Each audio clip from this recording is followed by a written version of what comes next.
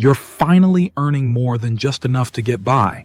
It feels good, but now you're faced with a big decision. Should you use that extra money to pay off your debt first? Or should you start saving and building your future?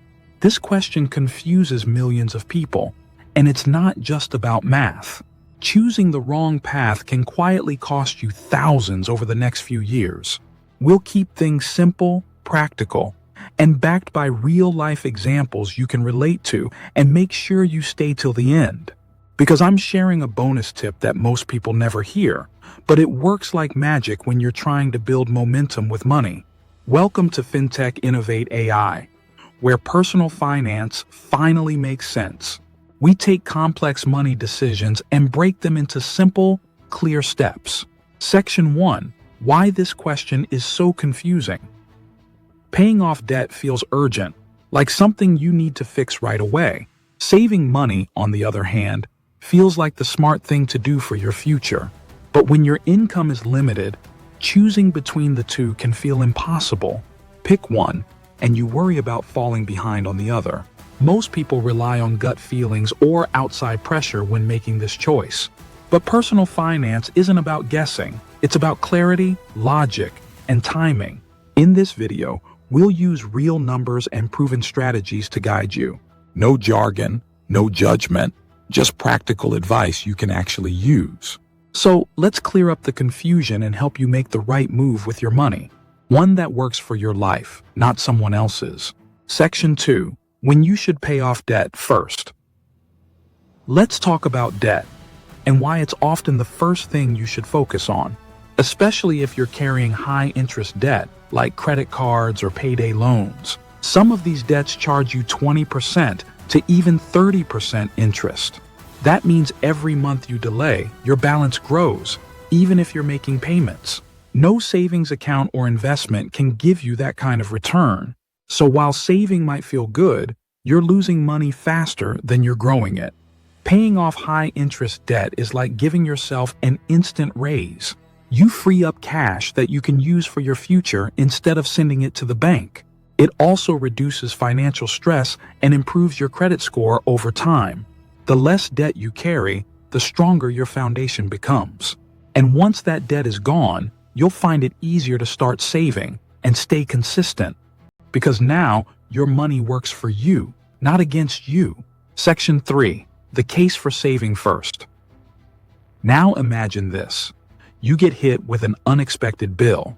Maybe it's a car repair, a medical expense, or something at home breaks down, and you have zero savings in the bank.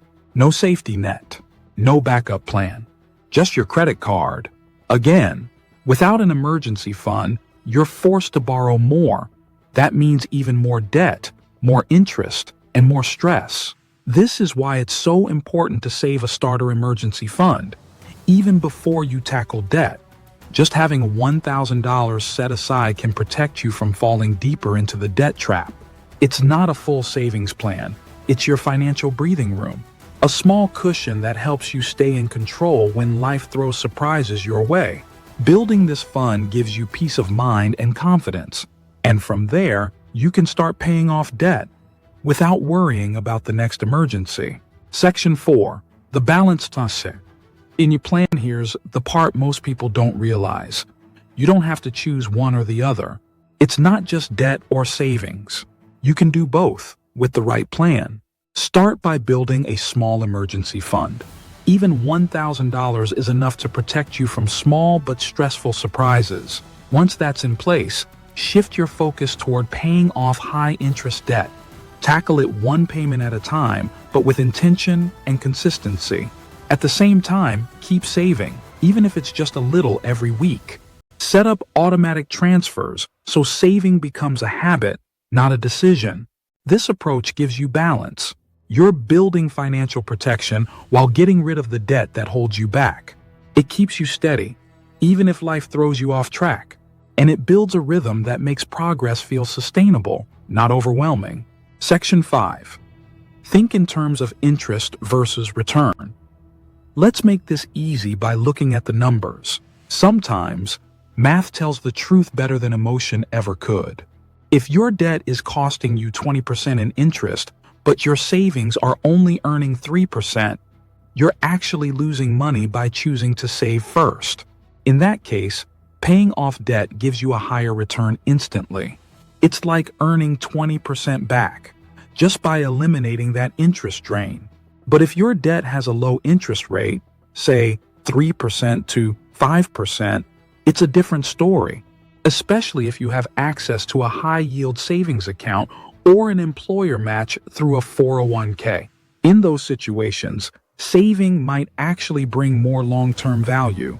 You're earning more than you're losing, and your savings start to grow.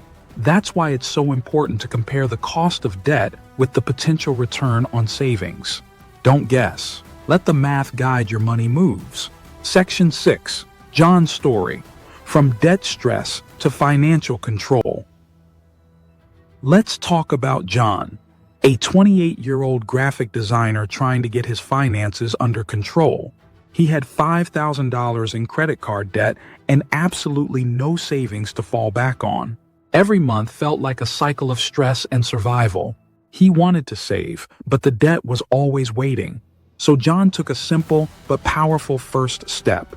He saved $1,000 for emergencies.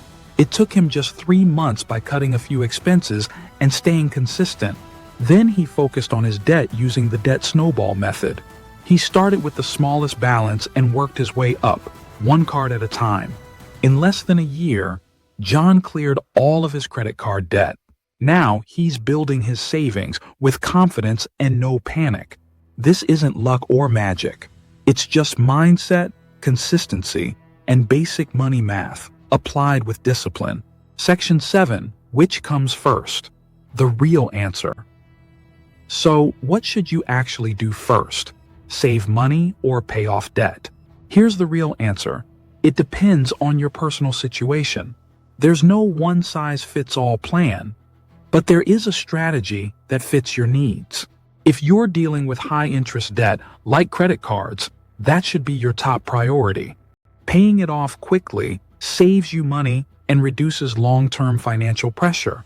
But if you have no savings at all, your first move should be building a small emergency fund. Just $1,000 can protect you from surprise expenses and keep you out of deeper debt. If you're juggling both, which many people are, consider using a split strategy.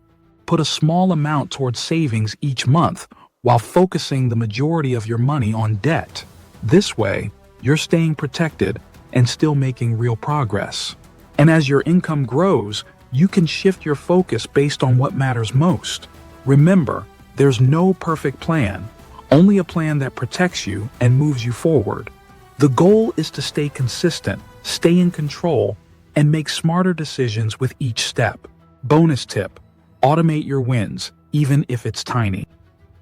Here's a bonus tip that most people overlook, but it works incredibly well. If you want to build savings and pay off debt without constantly thinking about it, automate everything.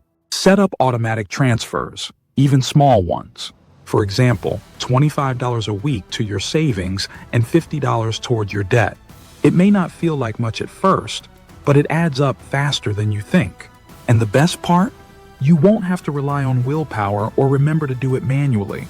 Automation helps you avoid impulsive spending and stay consistent without the stress. It creates healthy habits behind the scenes while you focus on living your life. Over time, those small, automatic steps turn into big financial wins. Because success isn't always about doing more, it's about doing the right things consistently. Conclusion: your money, your move. So which comes first, saving or paying off debt? The truth is, there's no one right answer for everyone. It depends on your interest rates, your savings balance, and your overall goals. But now, you have the clarity to make the right choice for you. Start small, even if it feels like progress is slow. Stay consistent because every smart step adds up over time. You don't need to be perfect to build financial freedom. You just need to be intentional with every decision you make. If you found this helpful, hit like, share it with someone who needs it, and subscribe to support the channel. Thanks for watching.